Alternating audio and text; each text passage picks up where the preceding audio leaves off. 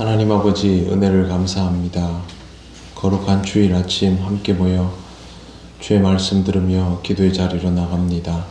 성령께서 우리를 인도하시고 하나님과의 대면함을 기뻐하는 우리가 되도록 인도하여 주시옵소서. 예수님 이름으로 기도드립니다.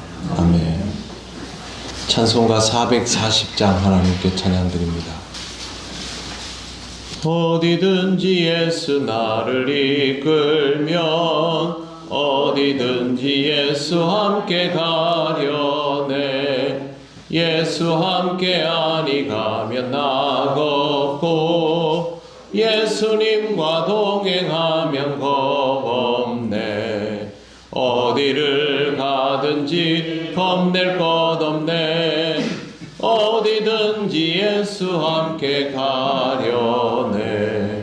세상 친구 모두 나를 떠나도 주와 동행하면 외로움 없겠네. 가는 길이 위태하고 험해도 어디든지 예수 함께 가려네. 어디를 가든지 겁낼 것 없네. 어디든지 예수 함께 가려네.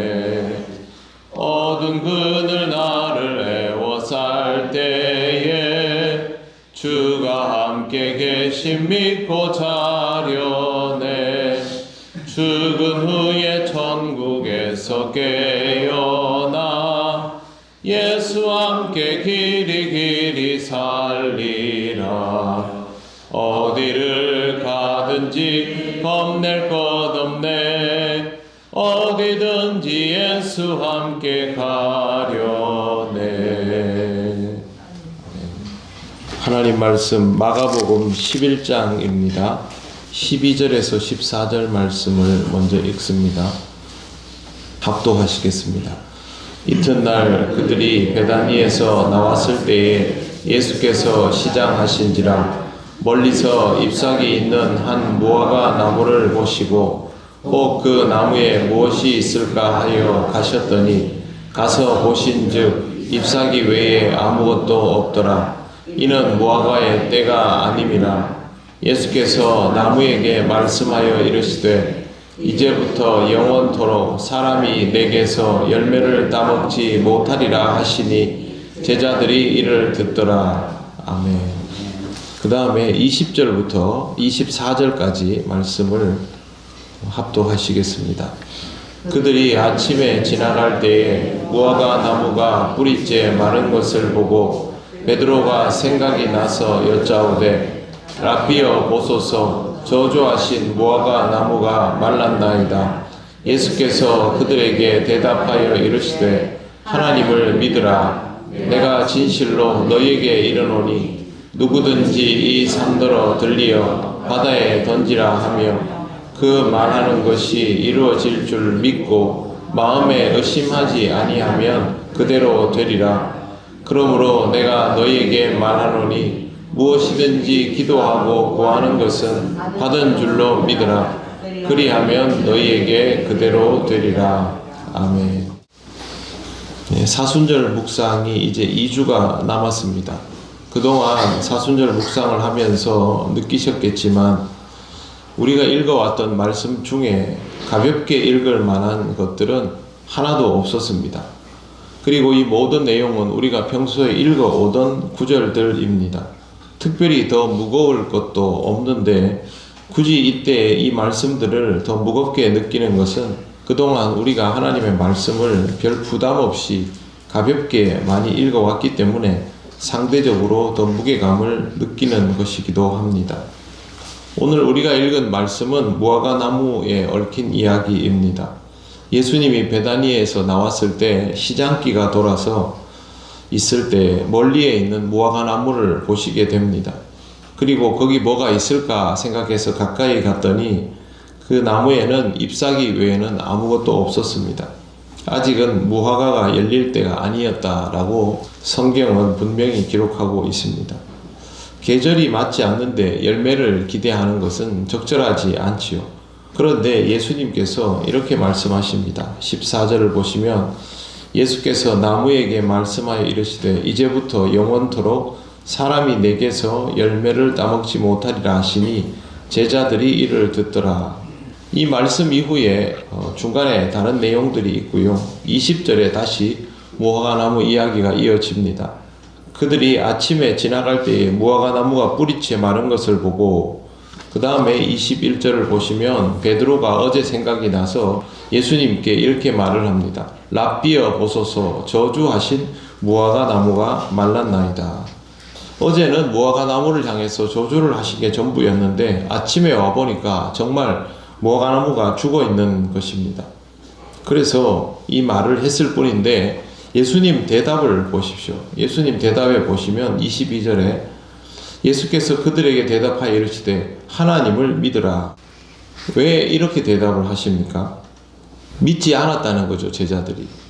어제 예수님께서 무화과나무를 저주하실 때 제자들은 아마 이렇게 생각했을 겁니다. 배가 너무 고파가지고 좀 신경질이 나셨겠구나. 그 정도로 생각했던 거죠. 그냥 기분 나쁘니까 한마디 하고 지나가셨는구나. 그런데 아침에 보니까 정말 무화과나무가 죽어 있었던 겁니다. 예수님의 말씀을 믿지 않았음을 예수님은 지적하고 있습니다. 예수님은 능히 무화과나무를 말라 죽게 하실 수 있는 분입니다. 그리고 이렇게 말씀하십니다. 23절 내가 진실로 너희에게 이르노니 누구든지 이 산더러 들리어 바다에 던져지라 하며 그 말하는 것이 이루어질 줄 믿고 마음에 의심하지 아니하면 그대로 되리라. 믿는다면, 마음에 의심하지 않는다면 처음의 믿음과 그 뒤로도 의심하지 않는 것을 말합니다. 그러면 그대로 된다는 뜻이고, 반대로 얘기하면 그대로 되지 않았다면 믿었다가 의심하였기 때문이다가 됩니다. 우리에게는 기적이 일상은 아닙니다. 그래서 기적을 잘 믿지 못합니다. 이렇게 된 이유는 하나님의 능력이 우리에게 미치지 못해서가 아니라 우리의 믿음이 딱 그 정도이기 때문입니다. 또 한 가지는 하나님 아버지의 뜻대로 구하지 않아서이기도 합니다. 하나님의 놀라운 능력은 이 두 가지를 통하여 체험됩니다. 아버지의 뜻대로 구하는 것과 그것을 믿고 그의 마음이 변하지 않는 이 두 가지 조건이 합쳐지면 하나님께서 우리로 하여금 필요할 때에 기적의 역사를 체험하게 해 주십니다. 우리는 어떤 경우에도 하나님의 능력을 의심하지는 말아야 합니다. 하나님의 침묵을 경험할 때가 있습니다. 그런데 하나님의 침묵은 하나님의 무능함이 아니라 하나님의 방식대로 역사하심입니다. 하나님은 주권자이기 때문에 능히 그렇게 하실 수 있습니다. 스스로의 법칙도 바꾸실 수 있는 이가 바로 하나님이십니다. 태양을 멈추신 이가 하나님이시니 철도 안 된 무화과나무에게 결실을 명령할 수도 있고 요구할 수 있는 것입니다. 결실의 시기를 정하여 주신 이도 하나님이시기 때문에 그렇게 할 수 있는 것입니다. 오늘 이 말씀의 주제는 믿음을 가지고 있으라 한 가지만이 아닙니다. 하나님께서 우리에게 지금 결실을 요구하시면 그것이 합당한가에 관한 것이 또 하나의 주제입니다.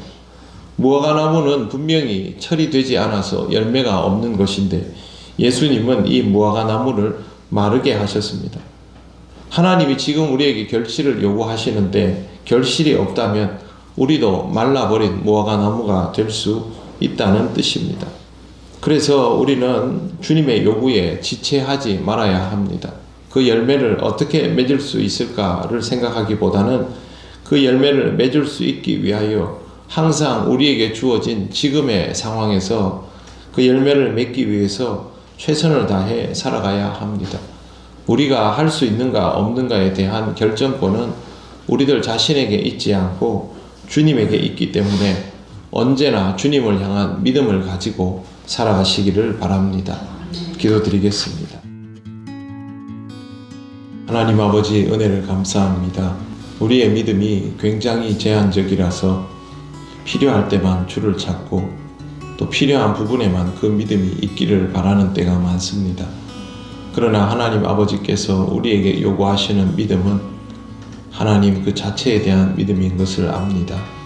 다시 한번 우리의 믿음을 돌아보게 하시옵소서.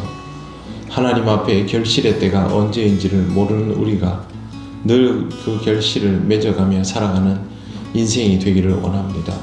주의 말씀을 기억하며 오늘 하루도 살게 하시고 이 거룩한 주일 주님께 영광을 돌리며 또한 그것을 기뻐하는 우리들 되게 하옵소서. 오늘의 모든 것을 주님께 맡겨오며 예수님 이름으로 기도드립니다. 아멘. 하늘에 계신 우리 아버지, 아버지의 이름을 거룩하게 하시며 아버지의 나라가 오게 하시며 아버지의 뜻이 하늘에서와 같이 땅에서도 이루어지게 하소서. 오늘 우리에게 일용할 양식을 주시고 우리가 우리에게 잘못한 사람을 용서하여 준 것 같이 우리 죄를 용서하여 주시고 우리를 시험에 빠지지 않게 하시고 악에서 구하소서. 나라와 권능과 영광이 영원히 아버지의 것입니다. 아멘.